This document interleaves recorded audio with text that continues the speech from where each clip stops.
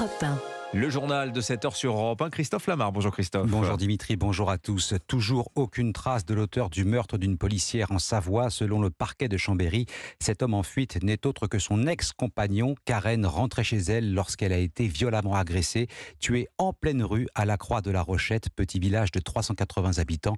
Des villageois submergés par l'émotion et le chagrin. Reportage Noémie Loisel, envoyée spéciale d'Europe 1 sur place.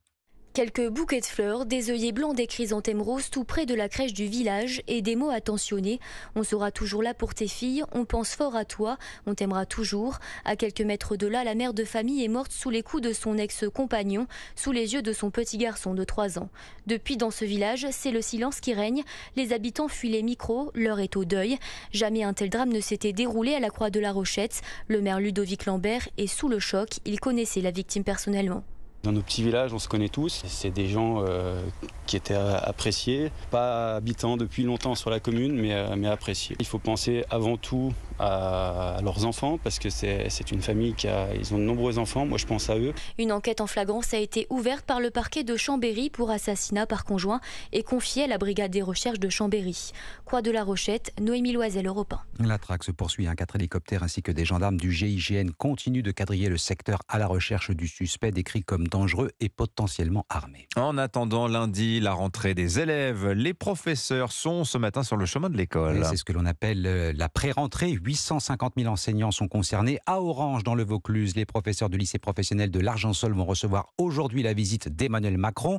Le chef de l'État sera accompagné de son ministre de l'Éducation nationale. Gabriel Attal a envoyé hier soir au chef d'établissement la note de service interdisant le port de l'abaya à l'école et le camis. On sait maintenant comment les choses vont se passer si une élève se présente lundi dans une telle tenue, Louise Salé.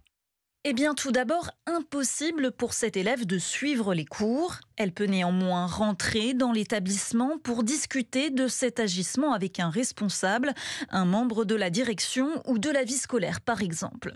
Par ailleurs, ses parents sont prévenus et éventuellement convoqués avec leur enfant pour un entretien, car c'est bien le dialogue qui est à privilégier. Le ministre insiste sur cette idée, avec, si besoin, l'appui d'équipes spécialisées du rectorat pour encadrer cette phase de médiation.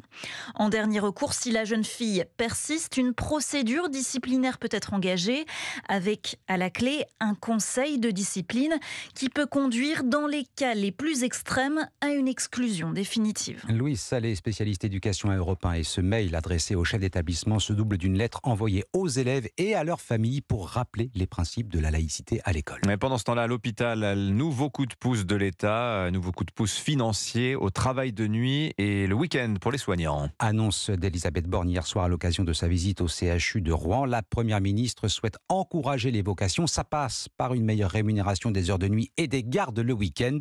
Tout le monde est concerné, soignants et non-soignants. Concrètement, Mélanie Gomez, comment ça va-t-il se traduire sur leur fiche de paie ? Désormais, pour les paramédicaux, travailler de nuit sera payé 25% plus cher que travailler de jour. Concrètement, pour une infirmière en milieu de carrière, cela fera 300 € bruts de plus par mois. Une revalorisation inédite, estime Matignon, et que salue Virginie. Elle est infirmière à l'hôpital, 27 ans de carrière à son actif, dont 14 de nuit. 300 € bruts par mois, c'est pas mal pour se payer un spectacle, un voyage, des vacances. Travail de nuit vaut une revalorisation. On n'a pas le même effectif que de jour. En service de chirurgie, par exemple, c'est 15 patients pour une infirmière. Et physiquement, psychologiquement, c'est pas évident. Pour les médecins aussi, les gardes seront mieux rémunérées dès le mois de janvier, dans le public et dans le privé. Elles seront payées 50% de plus, donc pour un praticien qui fait 4 gardes mensuelles, cela fera en moyenne 560 € bruts supplémentaires par mois. Le travail le dimanche et les jours fériés seront aussi revalorisés. Toutes ces mesures coûteront 1 milliard d'euros par an à l'État, un coût qui sera intégré au budget de la sécurité sociale. Mélanie Gomez, chef du service société d'Europe 1.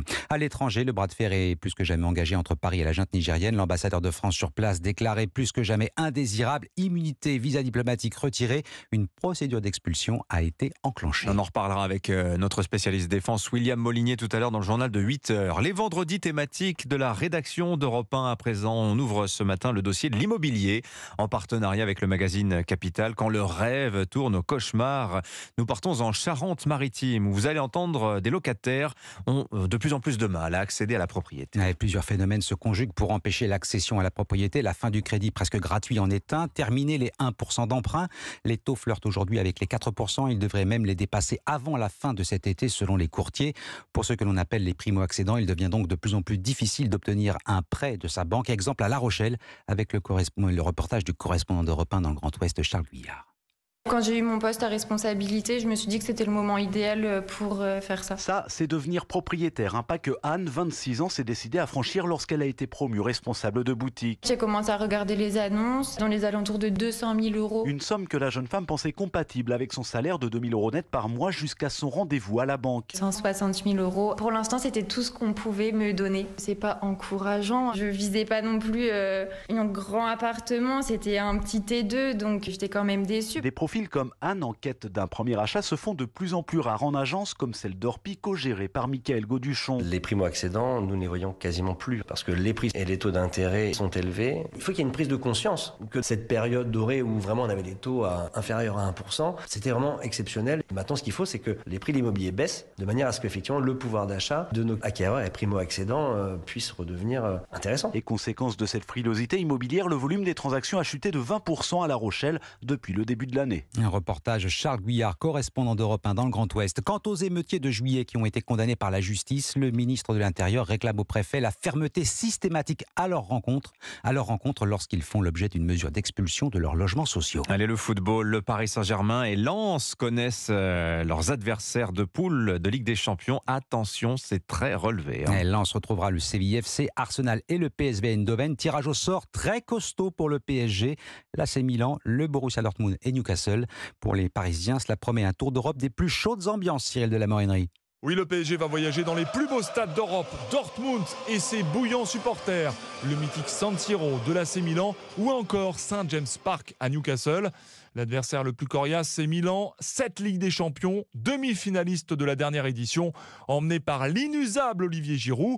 Ensuite, le Borussia Dortmund, que Paris avait éliminé en 8e de finale il y a 3 ans. Enfin, Newcastle, ressuscité depuis son rachat par un fonds d'investissement saoudien. Quant à Lens, tout est possible. Le FC Séville, 7 Ligue Europa au compteur, les Anglais d'Arsenal et les Néerlandais du PSV Eindhoven.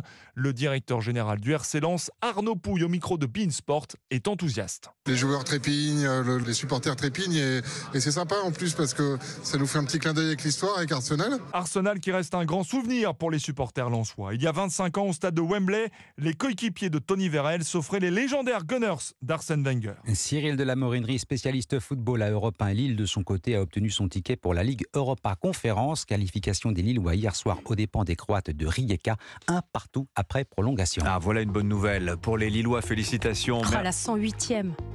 Jonathan David. Et à la veille de couché tard. L'ouverture de la grande braderie de Lille. Ben ouais, faire la fête. Voilà, on mangera un cornet de frites en hommage au dog. Merci beaucoup Christophe Lamar, c'était votre journal.